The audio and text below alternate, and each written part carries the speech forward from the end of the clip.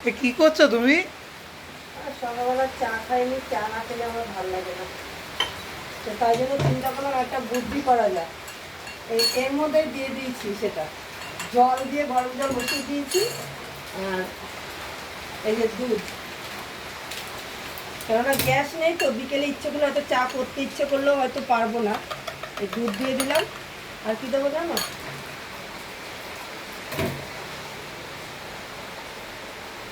Coffee.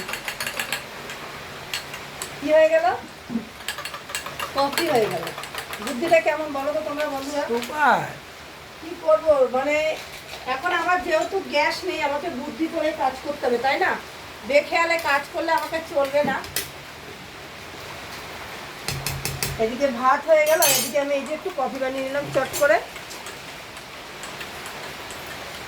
গরম গরম coffee, একটু খাবে একটু? না তুমি খাও, আমি অনেক একটু ছাদে, আছে, খাও একটু একটু। ছাদে যাবো। আমি বৃষ্টি কমে গেলে, এতটা আমি খাবো না বাবা।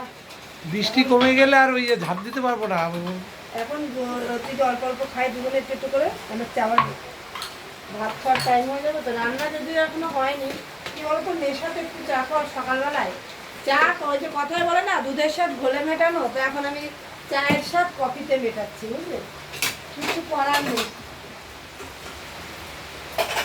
কিচ্ছু করার নেই। বিশেষ করে এটা বাবা, হয়েও গেল নাকি এর মধ্যে? হ্যাঁ,